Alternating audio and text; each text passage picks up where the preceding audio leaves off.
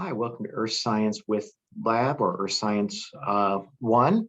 And what we're going to be doing today is talking about some extreme environments, extreme realms, deserts, and glacial landscapes. So we're going to start off with deserts and then move on to glaciers. So when we start looking at nature, the nature of deserts, these are areas that are considered dry.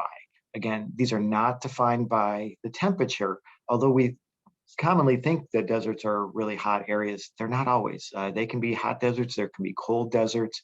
What really defines a desert is two things. One is low rainfall, 25 centimeters or less per year. And kind of in tangent to that, it's going to be so dry that only about, at most, 15% of the land surface is going to be covered by vegetation. So when we start looking at these environments, we see that there's a lot of deserts located right around this latitude, and also in the polar regions, both in the Arctic as well as in Antarctica. Pardon me for just a second. Sorry about that. So when we start looking at deserts again, there can be defined by a number of different scenarios that you can create a desert. But all we really want to do is make it really dry. And these can occur in the subtropical deserts, and we'll talk about why those occur in just a second. Rain shadow deserts on the backside of the mountains that are not receiving the winds. The coastal deserts, kind of a combination of things. Continental interior deserts, the further you go away from the oceans, the drier it tends to get. And so if you have big land masses, you can have real desert environments along with those. And then finally, polar deserts. And one thing to remember when we start looking at water, that is temperature related. Hot air can hold a lot more water than cold air. So that's going to come into play quite a bit this chapter. So when we start looking at the subtropical deserts, these are defined in about 30 degrees north and south of the equator. And so a couple of things are happening in these subtropical deserts. And so let's see if I can get my sketch out here. You can see, if we start looking at this area right through here, and right through here, we end up with very, very little rainfall. And so this is related to something called a Hadley cell. Now, we know that the equator gets the most intense sunlight over the course of a year. And so right at the equator, hot air is going to strike the Earth. Earth's surface is going to heat up. And as that Earth's surface heats up, it's going to cause water to rise up as rain. Now, as the air is rising, it's cooling. Hot air that is moving up is not going to have as much pressure on it. And as a result of it, it's going to expand and cool. Air that's sinking is going to do the opposite. It's going to heat up and get more compressed. So as a result, this cycle of air rising and falling is known as a Hadley cell. And so if we start looking at the Hadley cell, again, the air rising, rising up at the equator and falling at about 30 to 23, 25 degrees south and north of the equator. Now, here's that Hadley cell, looking at it again in a slightly different vantage point. This air rising is causing all those clouds, the air sinking, and this is where we're going to have our deserts. It is also going to create a countercurrent called the Ferrel cell, and this is where we're at. We're as a result of this Ferrel cell, and it's a response to the Hadley cell as well as the polar cell. We'll talk more about that one in just a second. And so it's highly variable. We'll talk again more about this in our meteorology chapters, but we can't really talk about deserts without talking about these global wind pressure belts. Um, and then at the polar regions, you have gets very, very little sunlight. So the air around there is very, very cold, very, very dense, and it's going to move to areas that are not as dense. And as a result, it's going to go towards about 60 degrees north latitude, creating this polar cell. And we're kind of in between these two major cells, in between the Hadley cells and the polar cells. Um, We'll talk about this again more later, but the intense rays of the sun aren't always exactly on the equator. Sometimes they're a little further north, sometimes they're a little bit further south, which is actually the reason why we have seasons. More on that in some upcoming chapters. But as a response, our Farrell cells are not nearly as strong as those Hadley cells. But the point I want to talk about in deserts is this air sinking is heating up and it can hold a lot of water, and there's very little water to be had. And so as a result, the air is going to, when it sinks, it's going to be very, very low humidities. Sometimes these are called the horse latitudes. When early traders would get caught in these latitudes, they couldn't put wind in their sails, and they would have to dump their loads. And one of the things that they would commonly carry across the Atlantic Ocean were horses. And so dumping the horses overboard became known as the horse latitudes, again, that 30-degree latitude region where we have a lot of deserts. The second type of desert environment is called a rain shadow desert. In this case, we have rain moving, or wind moving from the west to from the left to the right of the image. And so as a result, we end up with warm, moist air around this region. But as the air gets pushed up over the mountain, just like in a Hadley cell, when air gets pushed up, it can't hold as much water. And so this is why we have regions like Seattle that have tremendous amounts of rain as the air is getting pushed up over the Cascades. Now, if we go over the Cascade Mountains and into the interior portion of Washington State, it is a desert environment, and it's a desert because of the Cascade Mountain Range. And so when we start looking at these regions, air getting pushed up, causing rain, air sinking down, hot air with the capacity to hold water. So if we did have any water on this side, it would get evaporated very, very quickly. And so these are why we have these rain shadow deserts. Kind of a combination of the two is the Atacama Desert, which is considered a coastal desert. A coastal desert occurs where cold ocean currents cool the air along the coast. And again, cold air can't hold much water. And so when we start looking at the Atacama Desert, this cold, dry, cold air can't hold as much water. So if the air gets starts moving into warmer environments, it's going to be very cold air heating, which can't have much water, heats up. It's going to be a very arid environment. So the Namib Desert in South Africa and the Atacama Desert, one of the driest deserts on the planet. And so one of the questions that the textbook has is, the Atacama Desert is what type of desert? It's one of those coastal deserts. So as I've already mentioned, the further you get into the interior of the continent, you're going to end up with not as much water evaporating out of the ocean. And so as a result, you're not going to get much rain. And so when we start looking at some of these world deserts, we see a lot of these deserts in the middle of these continents. The Gobi Desert in China, the Great Basin here in the United States, Chilean Desert in Mexico, the Patagonian Desert in South America. So when we start looking at these deserts, again, a lot of these are going to be associated with the further inland you get, the less rain you're going to have. This is why it doesn't rain as much in the interior of Australia than it does, say, on the coastlines. So As I've already mentioned, this is that Hadley cell again. Uh, if we start looking at the air at the North Pole and the South Pole, um, the air is going to be cold and dense, and air is going to be moving away from that region.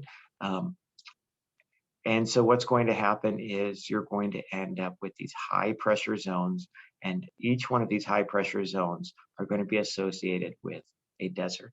Air sinking, moving away, and in all of these high pressure centers, and as a result, are going to result in a desert.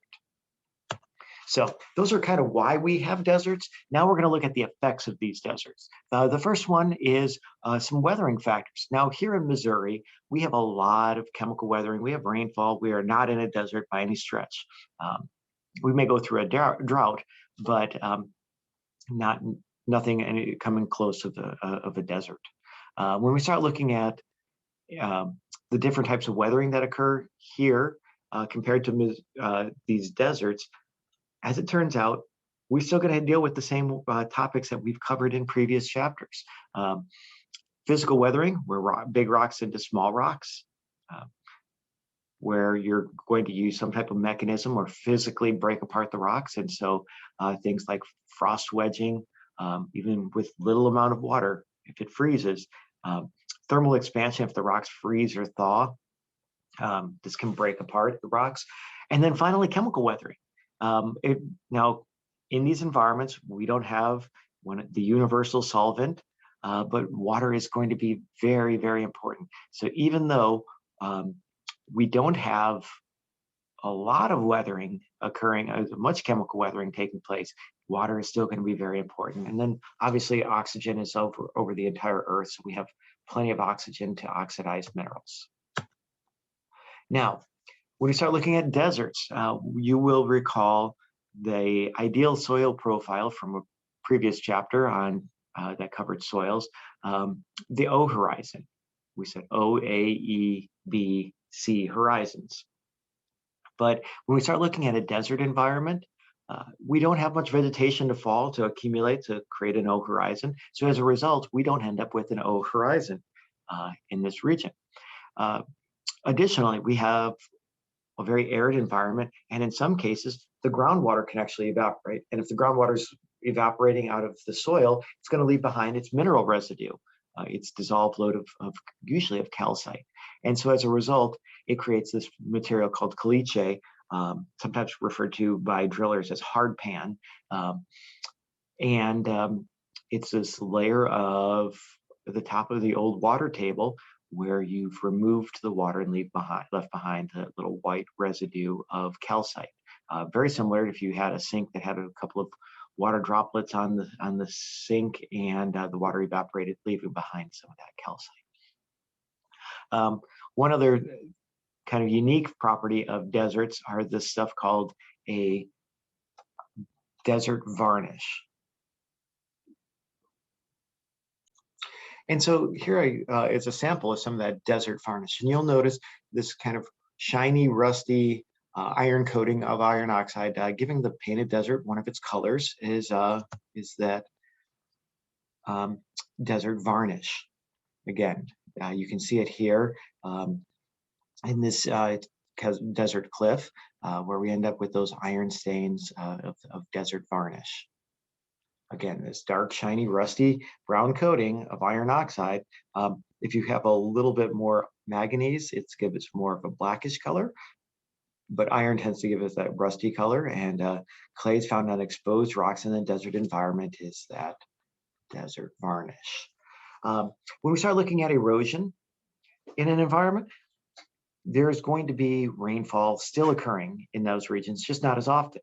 And so when we have very little vegetation to hold the soil in place, we're going to end up with a lot of mass wasting taking place in very short amounts of time. So in a desert, still water is king. Water plays the biggest cause of erosion, more than wind. Even though wind can occur over longer periods of time, that water is just so effective. So when we start looking at what is the main cause, it's going to be water. Wind does play a role, but it's just not as much. Now, when we start looking at wind, One of the unique properties I've mentioned in a previous chapter is silts and clays are very, very small. They can be suspended into the air depending on the strength of the wind. If you have a very strong wind, these dusts can actually travel across from the Sahara Desert to uh, the United States, and we can actually start modeling the dust and figure out where that dust is going and get some air quality warnings in the United States as a result of a desert storm in Africa. Again, the interconnectedness of science in earth science is really important. So when we have these stronger winds, what can happen is small dust can get blown away and end up out of the desert. And then if we have bigger pieces, they can roll across the surface, they can bounce across the ground, and this is known as saltation. Kind of just moving across the ground like this is called traction. But these are going to be the surface load of a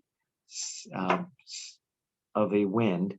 The little bits of dust are going to be in suspension, much like we've already talked about in our chapter on rivers. We can end up with some benefacts. Now, benefacts are rocks whose surface have been shaped by wind. Benefacts form when wind is blowing and is going to erode that surface. And so if we start looking at the wind, in this case, this wind is going to have little bits of silt in there. And those little bits of silt are going to have silicates, which are going to be pretty strong on Mohs hardness scale. And so these are basically sandblasted. And if the winds are constantly moving in the same direction, what's going to happen is you're going to end up with wind carving out one side and dumping material on the backside.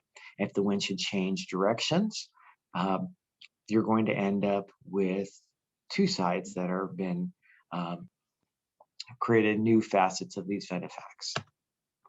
One of the other kind of unique properties, I know we've already talked about this with mass wasting, but at the bottom of a cliff, you're going to see lots and lots of pile of material called a talus pile. Now, again, a talus pile, we don't have much vegetation to hold this material in place. So what's going to happen is these rocks can break off and fall on the bottom of the hill to form these talus piles. In deserts, talus piles remain unvegetated for long periods of time, and in some cases, you can even get them coated in desert varnish. So when we start looking at one other desert feature, very similar to rivers, we've already talked about what a delta is. Again, a delta is that triangle shape at the mouth of a river.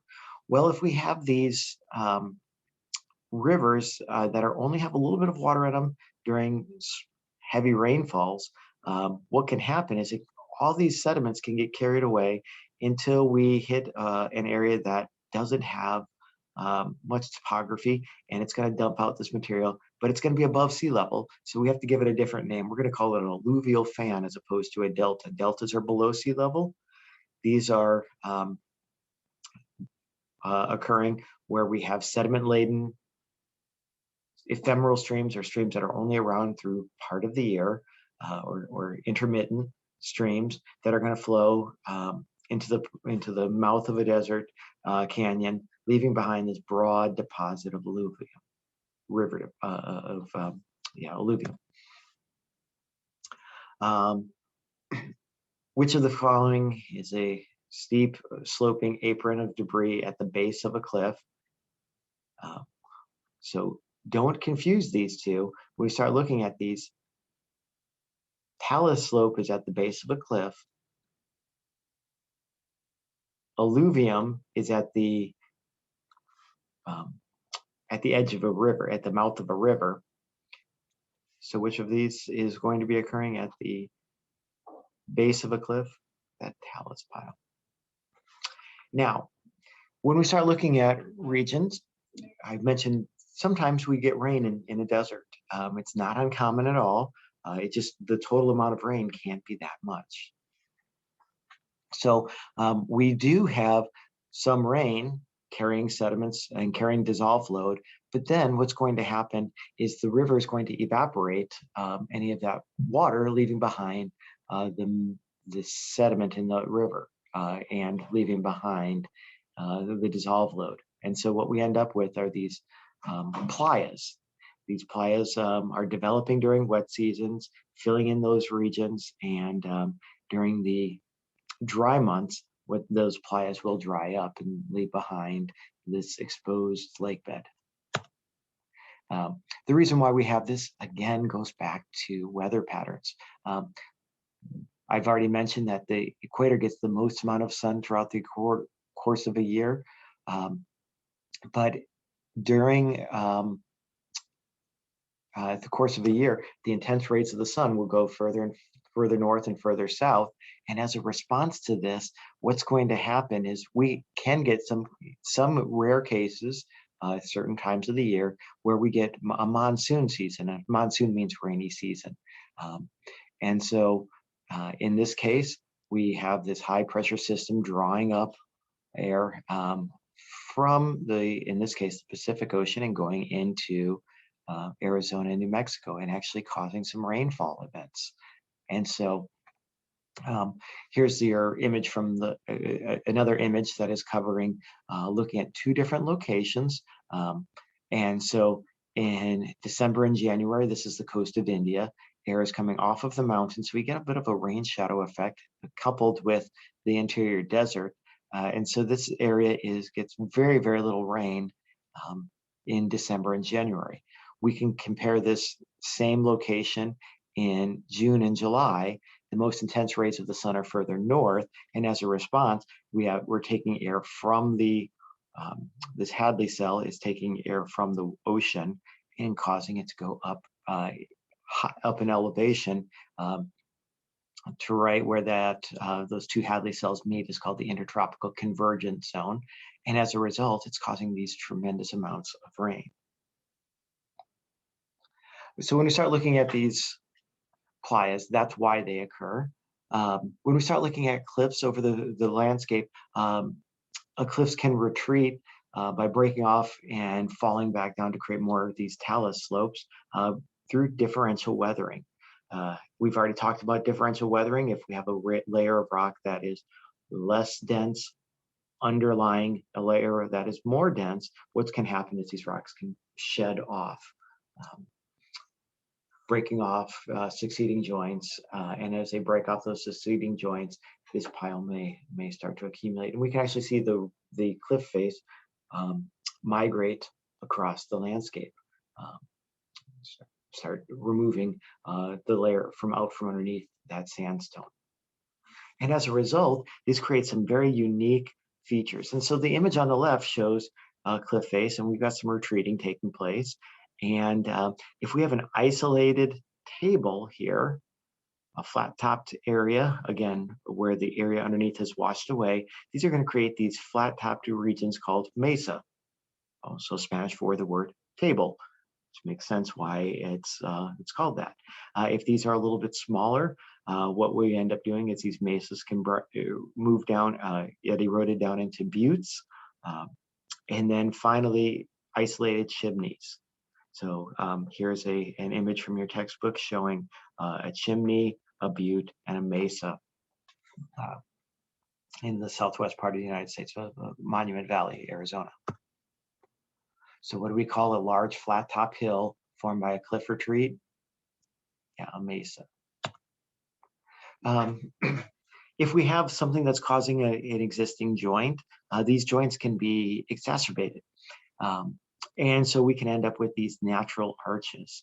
To create a natural arch, you need a joint that rocks under pressure in the same direction. And so what's going to happen is these joints are going to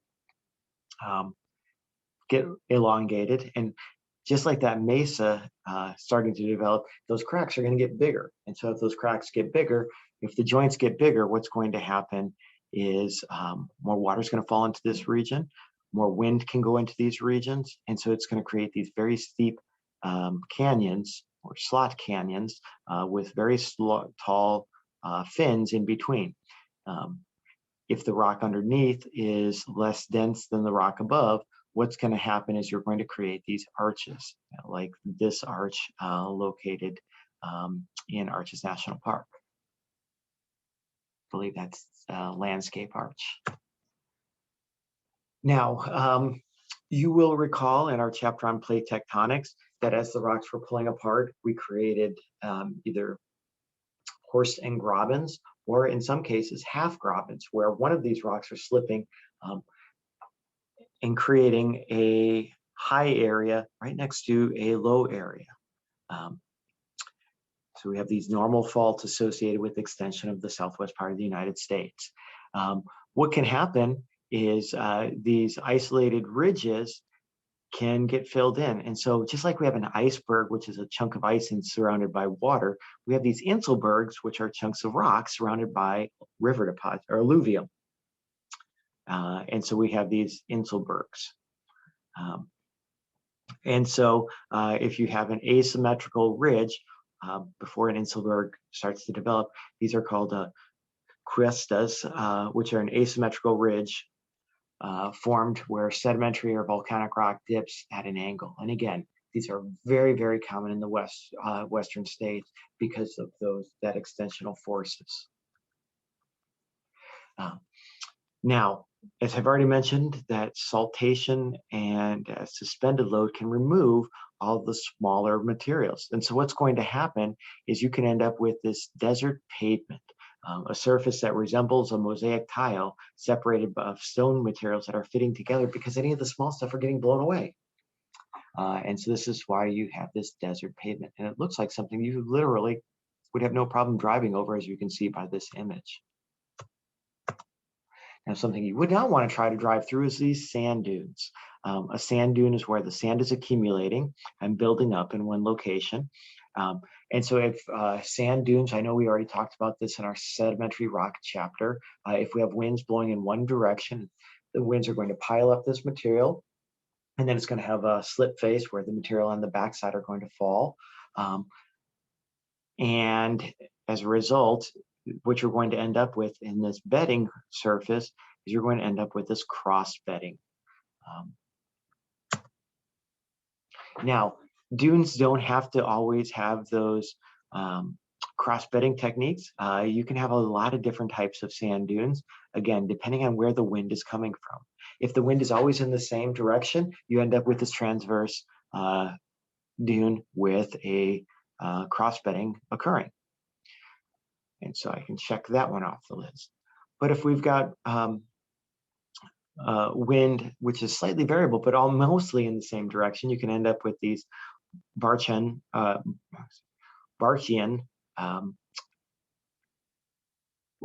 dunes, which are going to look kind of like the kind of a brachipod sort of pile of sediment here in this kind of arching region. We can end up with, we had variable winds, you can end up with star dunes. If you end up with winds that are going to create these little eddies, you can create these parabolic dunes.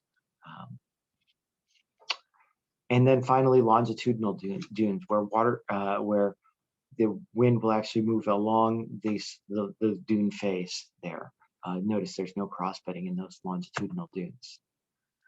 So a dune, what type of the following features are going to influence dunes? Well, it's going to depend on the amount of which direction the wind is, how much sand, how strong you have, or how strong each one of these winds are. So the answer would be all of the above. Which dunes are associated with frequent crests, frequent wind shifting, creating crescents that point in different directions? Well, that would be the star.